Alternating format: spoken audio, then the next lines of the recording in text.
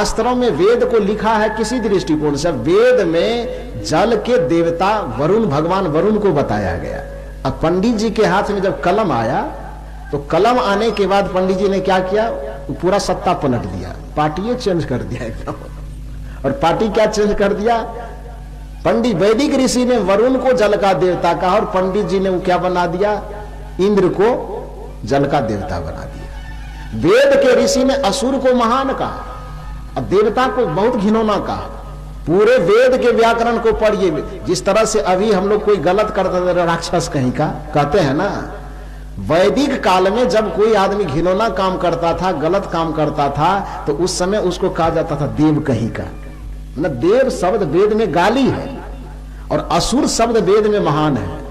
कृष्ण को असुर कहा गया है, राम को असुर कहा गया, क्यों?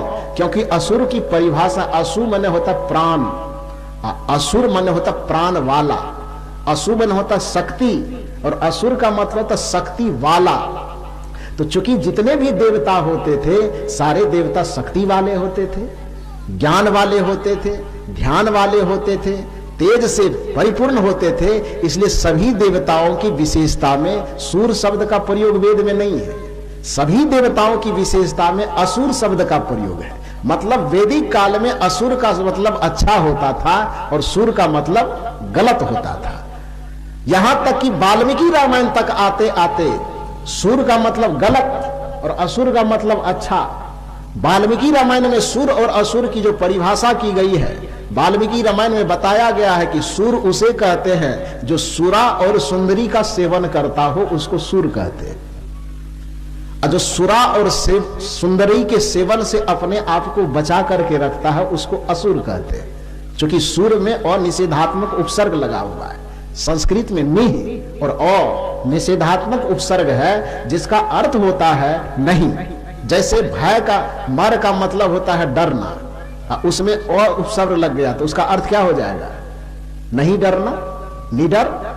मर शब्द है और उसमें अ शब्द लग गया तो मर का मतलब मरना, अ शब्द जुट गया, शब्द बन गया अमर, तो उसका अर्थ वही रहेगा कि उलट जाएगा?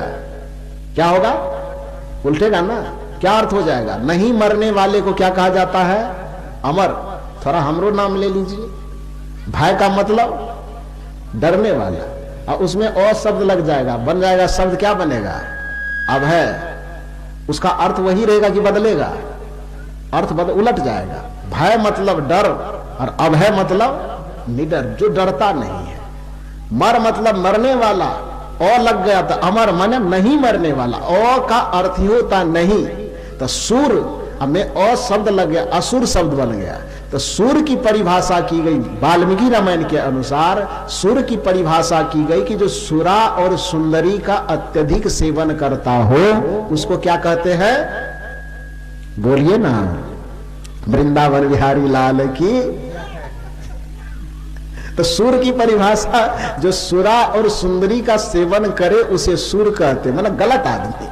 और असुर किसे कहते हैं, जो सुरा और सुंदरी के सेवन से अपने आप को बचा करके रखता है उसको असुर कहा जाता है, मतलब अच्छा आदमी। अब पंडित जी के हाथ में जब कलम गया तब क्या किया, सुर का मतलब बड़े भाग मानुष तन पावा, असुर दुर्लभ सदग्रंथ ही गवा। सुर की, पंडित जी के हाथ में कलम जाने पर सुर का मतलब अच्छा कर दिया और असुर का मतलब गलत कर दिया। सारा चीज उल्टा पुल्टा कर दिया। पता नहीं क्यों करते थे, वो तो पंडित लोग ही जाने। तो मैंने उनसे कहा कि वेद में कृष्ण को असुर कहा गया है, वाल्मीकि रामायण में राम को असुर कहा गया है, लेकिन जब तुलसीदास जी के हाथ में कलम आया तो रावण को असुर बना दिया और राम को सुर बना दिया। जब किसी कथाकार के हाथ में कलम गया, पंडित के हाथ में कलम गया, तो कृष्ण को सुर बना दिया गया। और बाकी में जाती है, इंद्र भगवान उस सुगंध को सूंघते हैं, उसका मन बड़ा प्रसन्न होता है और प्रसन्न मन से वह कृपा करते हैं, तब जाकर के बारिश होती है। बारिश होने से हमारे इस ब्रजभूमि पर हरे भरे घास पैदा होते हैं।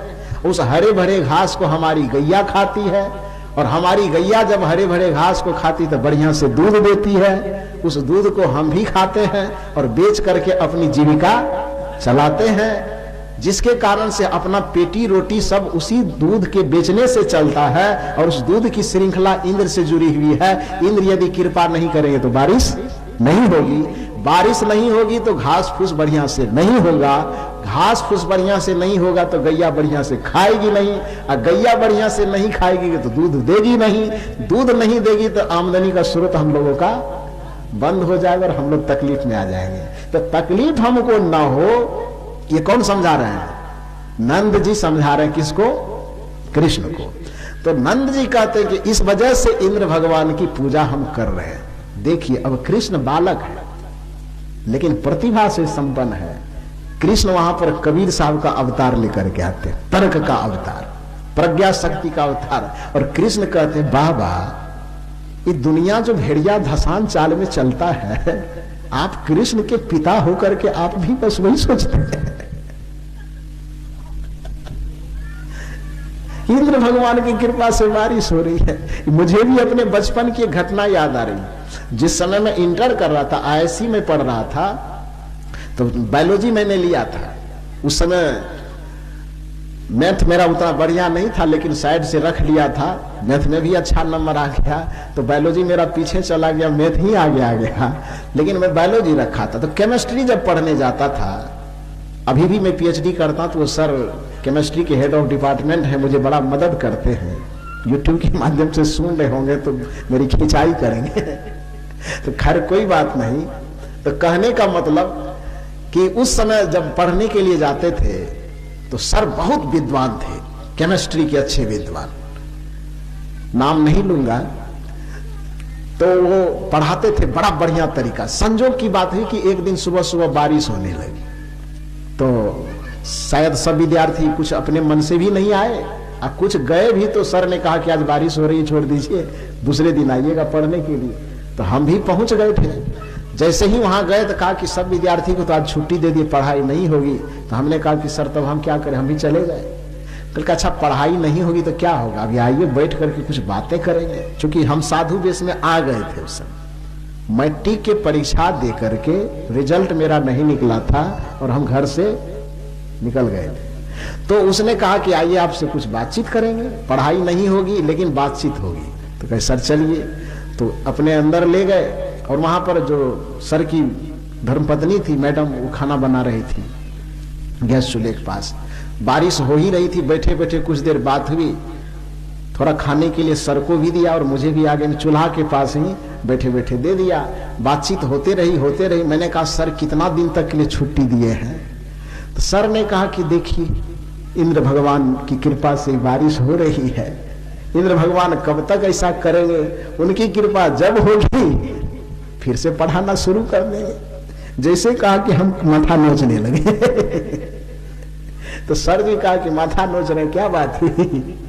तो मैंने कहा सर आप इतने बड़े विद्वान आदमी, विज्ञान के शिक्षक हैं, केमिस्ट्री के हेड ऑफ डिपार्टमेंट है, आपके पास पढ़ने का सपना बहुत लोग देखता है, इतना अच्छा तरीका से आप विश्लेषण करते हैं, इतने बढ़िया तरीका से आप बताते हैं, मैं भी आपका विद्यार्थी हूं। कहने में मुझे थोड़ी हिचकिचाहट हो रही, लेकिन कहूंगा क्योंकि आपका शिष्य होने से पहले मैं कबीर साहब का शिष्य हूं, और कबीर साहब किसी को अपनी बात कहने से हिचकते नहीं। तो आज मैं कहूंगा, जब आपके पास पढ़ने आता हूं, आपकी व्याख्यान को सुनता हूं, तो लगता है कि आपके मुंह में सरस्वती का निवास है। इतनी अच्छी व्याख्या, इतने विज्ञान का अच्छा व्याख्या आप कर देते हैं। लेकिन मुझे थोड़ा सा संदेह हो रहा है सर जी।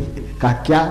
मैंने कहा जो बोर्ड पर आप क्लासरूम में पढ़ाते हैं, वहां पर पानी बरसने का सिद्धांत आप कुछ और बताते हैं। चूल्हा के पास जब भोजन कर रहे हैं तो यहाँ पर आप सिद्धांत कुछ और बता रहे हैं कि इंद्र भगवान की कृपा से बारिश हो रही है। सर जब आप क्वेश्चन बनाइएगा और यदि उस क्वेश्चन में आप दीजिएगा कि बारिश होने का क्या कारण है, उसको आप लिखिए। तो आपने जो मुझे क्लासरूम में बोर्ड के सामने पढ़ाया है, बारिश होने के सिद्धांत को आपने पढ़ाया है, सर आप बता दीजिए कि मैं उस सिद्धांत को वहां पर लिखूंगा कि आप जो चूल्हे के पास इंद्र भगवान की कृपा से बारिश होने की बात बता रहे हैं, मैं इसको लिखूंगा। और ये दोनों बात बताइए, यदि बोर्ड वाला बात लिखूंगा तो कितना नंबर दीजिएगा, और यदि इंद्र भगवान की कृपा से लिखूंगा तो कितना नंबर दीजिएगा?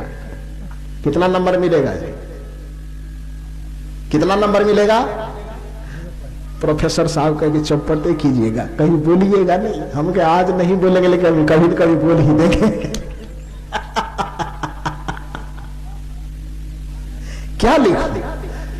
कृष्ण ने यही तर्क किया। नंद बाबा से कहा, बाबा जैसे सब भेड़िया 10 साल, अब कृष्ण के पिता हो के आप ही वही। इंद्र भगवान की कृपा से बारिश हो। कैसे बारिश है? बारिश होने का कारण कृष्ण ने कहा, ये भागवत महापुराण में लिखा हुआ है।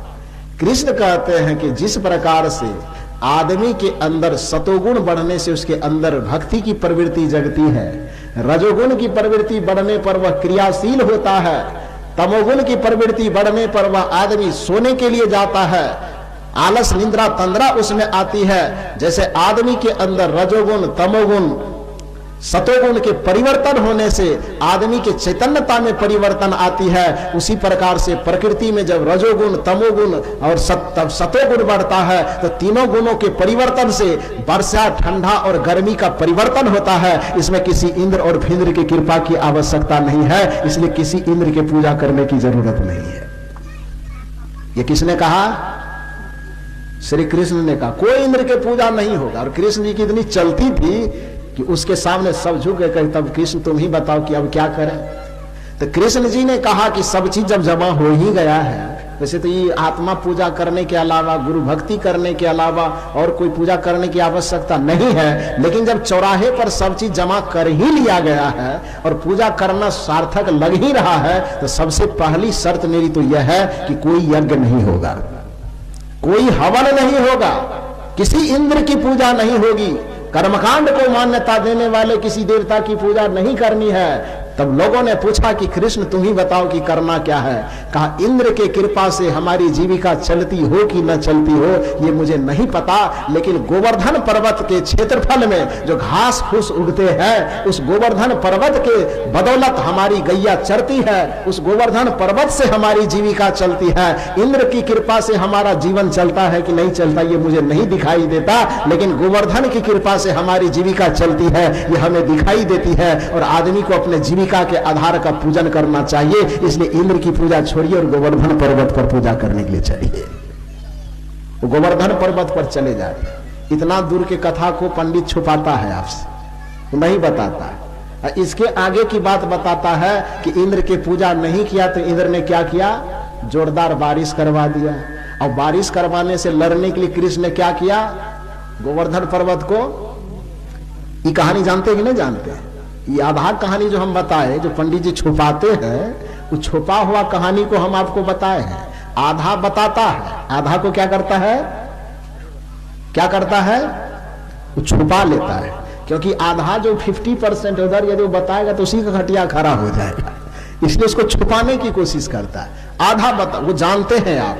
तो मैंने कहा कि यहां पर ये उसी जगह पर कृष्ण जी कहते हैं नंद बाबा से, कृष्ण जी कहते हैं कि हे नंद बाबा, आप कृष्ण के पिता हैं, आप बड़े विद्वान हैं, आप बड़े ज्ञानी हैं, आप बड़े धर्मात्मा हैं। जैसे साधारण आदमी नदियों में स्नान करने से पाप कटना मानता है, मूर्तियों की पूजा करने से अपने जीवन का उद्धार मानता है, कोई मंत्र जप करने से मोक्ष मानता है, कोई यज्ञ हवन करने से अपने जीवन का कल्याण मानता है। तो देखिए कृष्ण यहाँ इतने कठोर शब्द का प्रयोग करते हैं कि शायद कबीर साहब के मुंह से उतना कठोर शब्द कभी नहीं निकला होगा।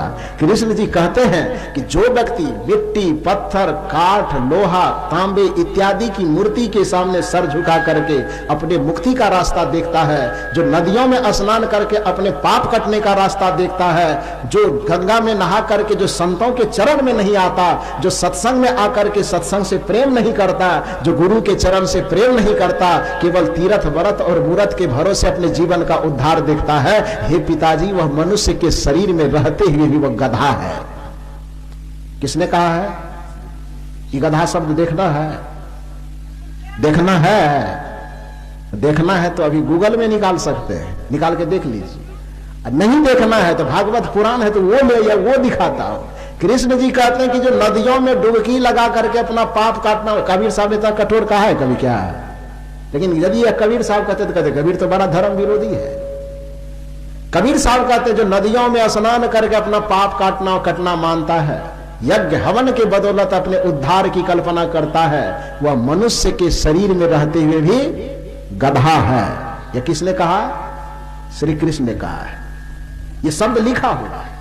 और उस चीज को मैंने कहा, पंडित जी जिस कथा को लेकर के आप बैठे हैं, आगे में देख रहे हैं कि आप मूर्ति भी लेकर के बैठे, वहां मक्खन उखन चढ़वाए हैं, मखाना चढ़वाए, मिठाई लड्डू चढ़वाए हैं, और आप कृष्ण जी की, जिस कृष्ण जी ने मूर्ति पूजा का जीवन भर खंडन किया, उसी की मूर्ति आगे में रख करके आप जीवन भर दान, 35 वर्ष से दान और दक्षिणा अपने झोला में बटोरते हैं। तो आप यह बताइए, मैं नहीं कह रहा हूं, बुरा मत मानिएगा पंडित जी, ये भगवान कृष्ण ही कह रहे हैं, जो मूर्ति के सामने माथा झुका करके उद्धार करवाता है वह मनुष्य के शरीर में रहते हुए भी गधा है। तो आप बताइए कि आप मनुष्य है कि आगे क्या है, वो हमको बताइए। पंडित जी चुप हो गए।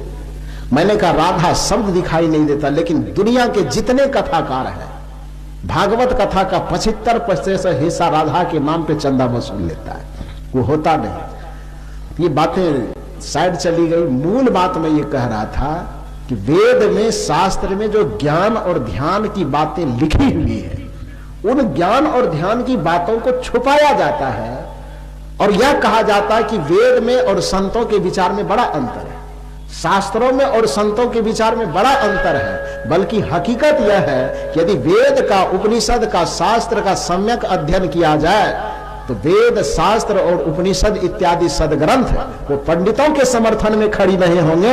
वो जब भी खड़े होंगे तो सारे वेद, सारे शास्त्र, सारे आध्यात्मिक ग्रंथ वह संतों के समर्थन में आकर के खड़ा हो जाएगा। पंडित जी वहां झुक जाएंगे और संत का सर वहां ऊंचा हो जाएगा।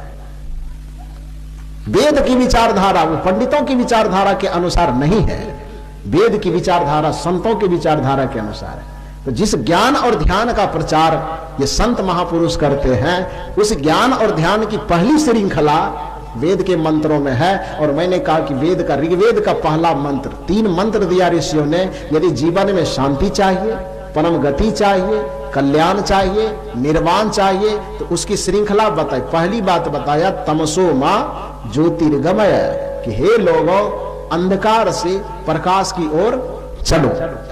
उसके बाद उन्होंने कहा, यदि अंधकार से प्रकाश में, अज्ञान से ज्ञान में हम आ जाएंगे तो होगा क्या?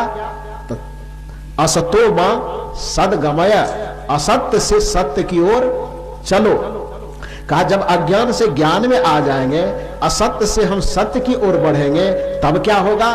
तो ऋषि कहते, मृत्युर्मा अमृत गमय, तुम्हारे मृत्यु के बंधन छूट जाएंगे और तुम अमरता की ओर चलने लगोगे। तुम मृत्यु के बंधन से छूट जाओगे, अमृत की ओर चलने लगोगे। तुम अशांति के बंधन से छूट जाओगे, शांति की ओर श्रृंखला है ना। लेकिन कौन पंडित बताएगा? ये कबीर साहब ने नहीं कहा ना, ये वेद कह रहा है कि तमसो मां ज्योतिर्गमय, अंधकार से प्रकाश की ओर चलो, अज्ञान से ज्ञान की ओर चलो, हिंसा से अहिंसा की ओर चलो, वैर से प्रेम की ओर चलो, अज्ञान से ज्ञान की ओर चलो, कुसंग से सुसंग की ओर चलो, कुविचार से सुविचार की ओर चलो। और यदि यह तुम्हारी यात्रा कन्वर्ट हो जाए, कुसंग से सुसंग में तुम आ गए, ज्ञान से अज्ञान से ज्ञान में आ गए, कुसंस्कार से सुसंस्कार में आ गए, कुविचार से सुविचार में आ गए, तो यह परिवर्तन होने के बाद सबसे पहला चीज जो होगा वह होगा असतो मां सदगमय, असत्य से तुम्हारा पार होकर के तुम सत्य के मार्ग में आ जाओगे। असतो मां सदगमय, असत्य से सत्य में प्रवेश कर जाओगे, और असत्य से जैसे ही सत्य में प्रवेश करोगे, मृत्यु मां अमृत गमय, मृत्यु से तुम्हारा बंधन छूट जाएगा, काल से तुम्हारा बंधन छूट जाएगा, भव बंधन तुम्हारा टूट जाएगा, और सदा सदा के लिए मुक्ति का आनंद, परमानंद और परम शांति का उपभोग करोगे। यह वेद के द्वारा बताई गई ज्ञान की श्रृंखला है। तो संतों के विचार में और वैदिक ग्रंथों में कहां अंतर आ रहा है? यदि वेद यह कहता है कि असतो मां तमसो मां ज्योतिर्गमय, और उसी को कबीर साहब कहते हैं कि शून्य सहज मन सुमिरते, प्रगट भई एक ज्योत, बलिहारी तेहि पुरुष की निरावलंब जो होत। सदगुरु कबीर के जो बीजक की रचना है, बीजक हमारे पास में देखिए रखा हुआ 2-2 ठो, जो शिवनारायण बाबू का है। इसका जब बीजक को आप पलटिएगा तो बीजक पलटने के बाद जो सबसे पहला लाइन है, प्रथम रामायणी के प्रथम पंक्ति, सबसे पहला लाइन, यदि किसी को पता हो तो वो जानते होंगे क्या है? अंतर ज्योति शब्द एक नारी, हरि ब्रह्मा ताके त्रिपुरारी, ते तिरिये भगलिंग अनंता, ते उन जाने आदेव अंता, बाखरी एक विधाते किन्हा, 14 ठहर पाठ सो लिन्हा, हरिहर ब्रह्म महंतो नाओ, तीन पुण्य तीन बसावल गाओ इत्यादि शब्दों की व्याख्या है। मैंने कहा कि सबसे पहली पंक्ति जो लिखा हुआ है, अंतर ज्योति शब्द एक नारी। कबीर साहब कहते हैं कि तुम मनुष्य इसलिए हो क्योंकि तुम्हारे अंदर में एक शब्द और एक ज्योति है। अंतर ज्योति शब्द एक नारी, तुम्हारे अंदर शब्द की शक्ति है, तुम्हारे अंदर ज्योति की शक्ति है। उस ज्योति और शब्द को जागृत कर लो, तुम्हारा मनुष्य होना सार्थक हो जाएगा। और कबीर साहब ने बीजक के पहले पंक्ति में शब्द और ज्योति की चर्चा की। वेद क्या कहता है? ऋग्वेद को आप पलटिए, ऋग्वेद में पहला जो लाइन लिखा हुआ है, पहला जो सबसे ऋग्वेद का सबसे पहला मंत्र, वो सबसे पहला मंत्र कहता है ओम अग्नि मीले पुरोहितं यज्ञस देवामृत विजम होतारम रत्न धातमम। ये पहला मंत्र ऋग्वेद का कहता है कि हे मनुष्य, हमारे हृदय में वह अग्नि स्वरूप ज्योति स्वरूप वह शक्ति विद्यमान है। उस ज्योति स्वरूप अग्नि स्वरूप उस परम सत्य को, परम तत्व को अपने हृदय में उद्घाटन करो तो तुम्हारे कल्याण का रास्ता खुल जाएगा। तो ऋग्वेद का पहला मंत्र कहता ओम अग्नि नीले पुरोहितम यज्ञस देवामृत विजम होतारम रत्न धातमम। और कबीर साहब कहते हैं कि अंतर ज्योति शब्द एक नारी। तो कबीर साहब का विचार वेद से कट करके है कि वेद से सट करके है? क्या है? कबीर साहब को वेद का विरोधी कैसे कहते हैं? किस आधार पर कहते हैं? वेद का पहला मंत्र उस बात की, जिस बात की चर्चा करते कबीर साहब का पहला मंत्र उसी बात की चर्चा करता है। और दुर्भाग्य है कि नहीं जानने के कारण लोगों ने, या कुचाल चलने के कारण लोगों ने कबीर साहब को बदनाम करने के लिए धर्म विरोधी, वेद विरोधी, शास्त्र विरोधी, मंदिर विरोधी, पूजा विरोधी, भगवान विरोधी, सब विरोध में नकारात्मक पक्ष में कबीर साहब को खड़ा कर दिया। लेकिन ऐसी बात नहीं है। तो वेद का ज्ञान हो कि शास्त्र का ज्ञान हो, जिस ज्ञान से हमारा कल्याण होता है वह ज्ञान कर्मकांड वाला ज्ञान नहीं है, वह ज्ञान उपासना कांड वाला ज्ञान नहीं है, वह ज्ञान ध्यान कांड वाला है, वह ज्ञान ज्ञान कांड वाला है। तो जब हम उपासना के क्षेत्र से, कर्मकांड के क्षेत्र से ऊपर उठ करके संतों के शरण में आते हैं और यहाँ पर ज्ञान और ध्यान की युक्ति लेकर के जब हम साधना के पथ में आगे बढ़ते हैं तो फिर हमें राम नाम का नशा मिलता है, राम नाम का रस मिलता है। उस राम नाम के नशा और रस को पी करके हम सदा सदा के लिए आनंदित हो जाते हैं। आपके अपने पसंदीदा YouTube चैनल खुशहाल जिंदगी टीवी का मकसद है आपको वहां पर पहुंचाना, उस शिखर पर बिठाना जिसके लिए आपका जन्म हुआ है। धर्म के नाम पर केवल पोंगापंथी और दकियानुसी विचारों में ना अटके रहें, न ही किसी कर्मकांड, पाखंड, ढोंग, ढकोसले, भ्रम और अंधविश्वास तथा छू मंतर और जादू मंतर चमत्कार में उलझे रहें। इसके लिए जन्म नहीं हुआ है। ये तो बिल्कुल सतही बातें हैं, बच्चों का खिलौना है। आपको सम्राट होने के लिए जन्म मिला हुआ है। आप अपने जीवन में उस शिखर को हासिल कर सकते हैं जिसे बुद्ध, महावीर और कबीर ने हासिल किया था। उसी शक्ति और सत्ता की आत्मा आपके भीतर बैठी हुई है, उसी को जानिए और उनको धुंधला करने वाले, उनको धूमिल करने वाले जो भी विचार हैं, जो भी परंपरा है, उनको बिल्कुल बेनकाब करिए। बहुत सुंदर, आपने हमारा पूरा साथ निभाया और आखिर तक इस वीडियो में आपने देखा और समझा तो ये जाना है कि किस तरीके से आपको लोग धर्म के नाम पर बरगला रहे हैं और भटका रहे हैं। सभी मत, मजहब और परंपरा के जो अगुआ लोग हैं, जैसे हिंदू धर्म में पंडित और पुरोहित, मुस्लिम बिरादरी में मुल्ला और मौलवी तथा ईसाई मिशनरी में उनके अपने पंडित हैं, पोप और पादरी, ये सब भटकाने वाले हैं। इनको सत्य से कोई मतलब नहीं है। ये आपको सांत्वना देते हैं बस, और सांत्वना के बदले बड़ी मोटी रकम से अपनी जेब भरते हैं, अपनी जिंदगी चलाते हैं, घर परिवार पालते हैं और स्विस बैंक में अपना सारा पैसा जमा करते हैं। तो आप सोचिए जरा, कहाँ आप अपना पैसा फेंक रहे हैं? गलत जगहों पर। आप इससे बेहतर होगा कि किसी गरीब को खिलाइए, किसी दिन दुखियारा की खुद जाकर मदद करिए और मानवता को जगाने वाले मिशन में काम करिए, तब जाकर के आपका इस तरीके से जीना और धर्म करना सार्थक होगा। खुशहाल जिंदगी यूट्यूब चैनल पर आप बिल्कुल नए हैं तो फौरन सब्सक्राइब कर लीजिए। यह एक निःशुल्क प्रक्रिया है। जैसे ही आप सब्सक्राइब करते हैं हमारा परमानेंट मेंबरशिप हासिल कर लेते हैं और इसके बाद बेल आइकन को प्रेस करते हुए नोटिफिकेशन की घंटी बजाते हुए जब ऑल या सभी को सेलेक्ट कर लेते हैं तो जब भी हम लाइव आएंगे या नई वीडियो अपलोड करेंगे सबसे पहली सूचना आपको तुरंत मिल जाएगी।